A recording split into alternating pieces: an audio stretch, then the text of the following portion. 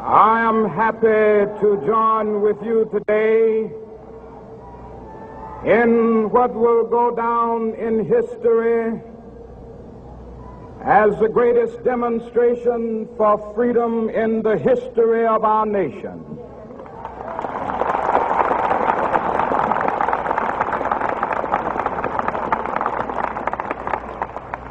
Five score years ago, a great American in whose symbolic shadow we stand today signed the Emancipation Proclamation.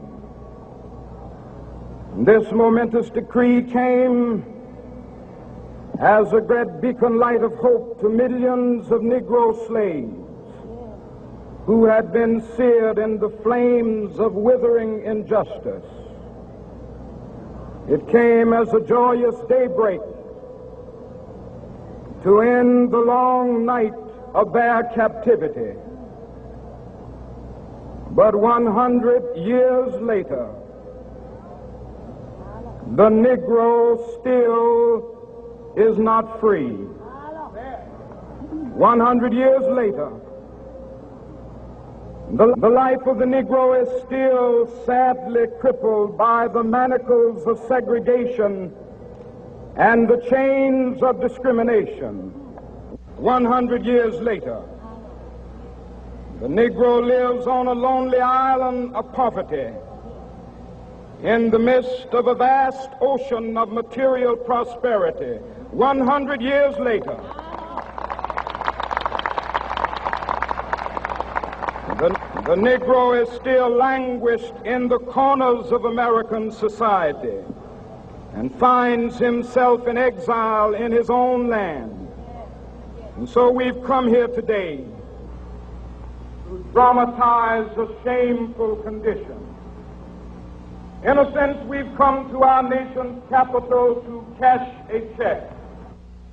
When the architects of our republic wrote the magnificent words of the Constitution and the Declaration of Independence, they were signing a promissory note to which every American was to fall heir. This note was a promise that all men, yes, black men as well as white men, would be guaranteed the unalienable rights of life, liberty, and the pursuit of happiness. It is obvious today that America has defaulted on this promissory note insofar as her citizens of color are concerned. Instead of honoring this sacred obligation, America has given the Negro people a bad check, a check which has come back marked insufficient funds.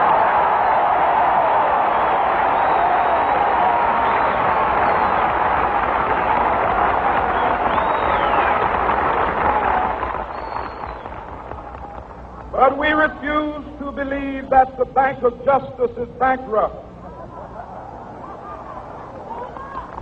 We refuse to believe that there are insufficient funds in the great vaults of opportunity of this nation. So we've come to cash this check, a check that will give us upon demand the riches of freedom and the security of justice.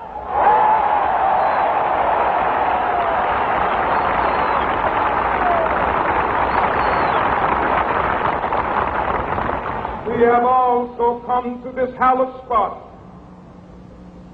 to remind America of the fierce urgency of now. This is no time to engage in the luxury of cooling off or to take the tranquilizing drug of gradualism.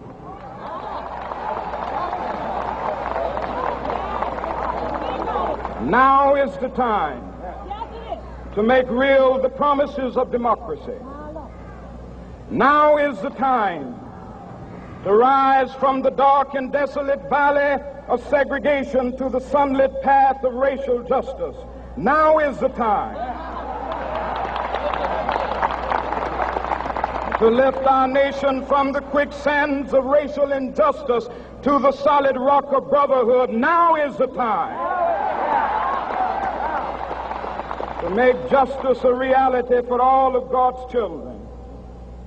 It would be fatal for the nation to overlook the urgency of the moment. This sweltering summit of the Negro's legitimate discontent will not pass until there is an invigorating autumn of freedom and equality. 1963 is not an end, but a beginning. Those who hope that the Negro needed to blow off steam and will now be content will have a rude awakening if the nation returns to business as usual.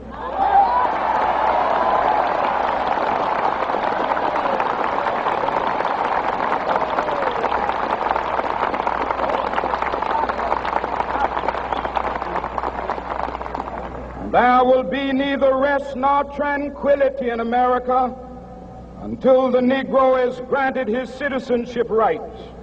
The whirlwinds of revolt will continue to shake the foundations of our nation until the bright day of justice emerges. But that is something that I must say to my people who stand on the warm threshold which leads into the palace of justice. In the process of gaining our rightful place, we must not be guilty of wrongful deeds. Let us not seek to satisfy our thirst for freedom by drinking from the cup of bitterness and hatred.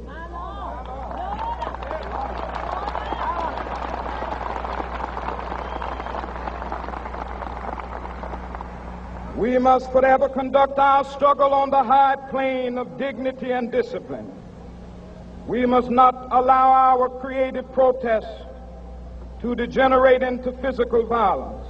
Again and again, we must rise to the majestic heights of meeting physical force with soul force.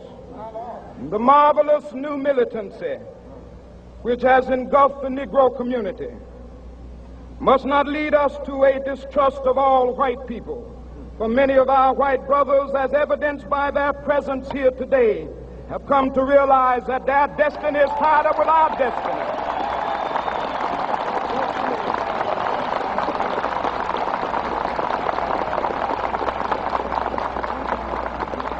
And they have come to realize that their freedom is inextricably bound to our freedom. We cannot walk alone. And as we walk, we must make the pledge that we shall always march ahead. We cannot turn back. There are those who are asking the devotees of civil rights, when will you be satisfied? We can never be satisfied as long as the Negro is the victim of the unspeakable horrors of police brutality. We can never be satisfied as long as our body is heavy with the fatigue of travel, cannot gain lodging in the motels of the highways and the hotels of the cities.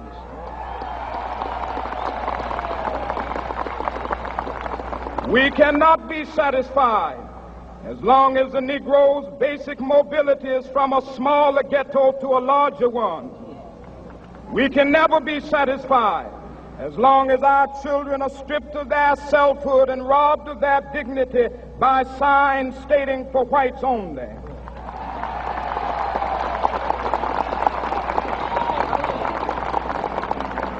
We cannot be satisfied as long as a Negro in Mississippi cannot vote and a Negro in New York believes he has nothing for which to vote.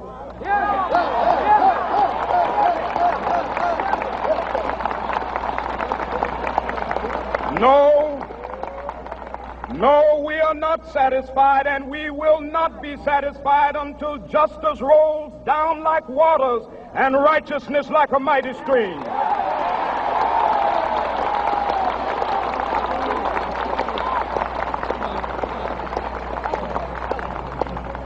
I am not unmindful that some of you have come here out of great trials and tribulations.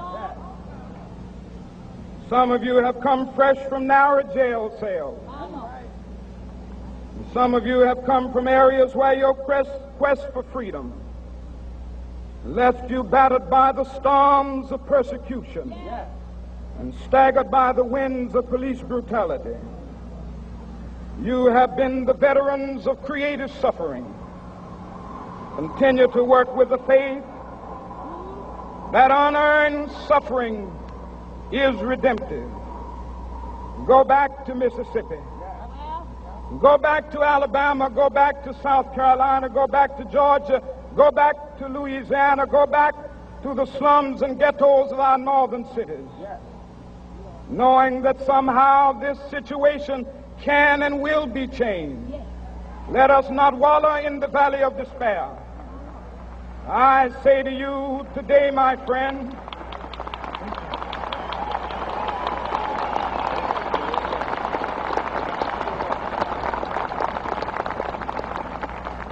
so even though we face the difficulties of today and tomorrow, I still have a dream. It is a dream deeply rooted in the American dream. I have a dream that one day this nation will rise up and live out the true meaning of its creed. We hold these truths to be self-evident, that all men are created equal.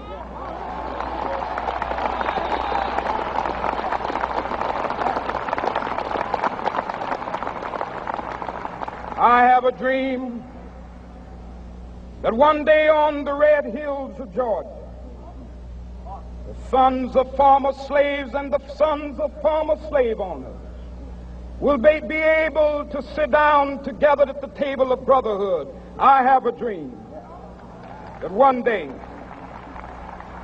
even the state of Mississippi, a state sweltering with the heat of injustice, sweltering with the heat of oppression, will be transformed into an oasis of freedom and justice. I have a dream that my 4 little children will one day live in a nation where they will not be judged by the color of their skin, but by the content of their character. I have a dream today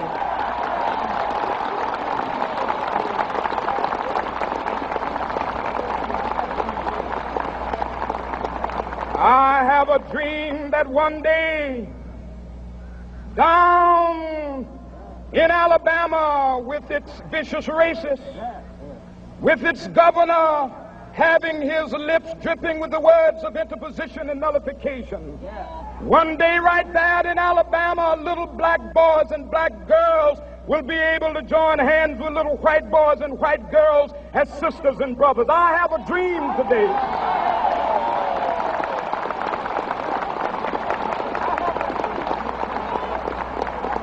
I have a dream that one day every valley shall be exalted, and every hill and mountain shall be made low. The rough places will be made plain, and the crooked places will be made straight, and the glory of the Lord shall be revealed, and all flesh shall see it together.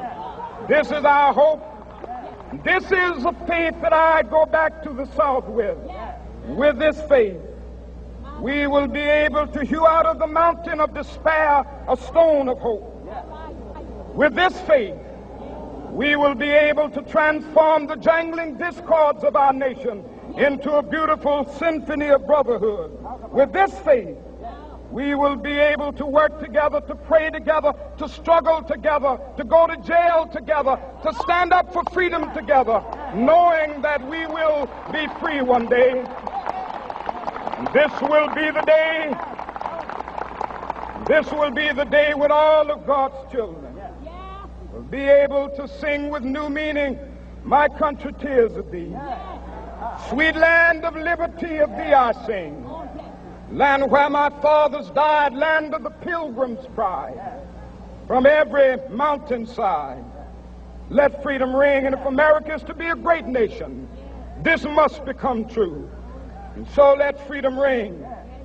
From the prodigious hilltops of New Hampshire, let freedom ring. from the mighty mountains of New York. Let freedom ring from the heightening Alleghenies of Pennsylvania. Let freedom ring from the snow-capped Rockies of Colorado. Let freedom ring from the curvaceous slopes of California. But not only that, let freedom ring from Stone Mountain of Georgia. Let freedom ring from Lookout Mountain of Tennessee. Let freedom ring from every hill and molehill of Mississippi, from every mountainside. Let freedom ring, and when this happens, and when we allow freedom ring, when we let it ring from every village and every hamlet, from every state and every city, we will be able to speed up that day when all of God's children, black men and white men, Jews and Gentiles, Protestants and Catholics, will be able to join hands and sing in the words of the old Negro spiritual, free at last, free at last. Thank God Almighty, we are free at last.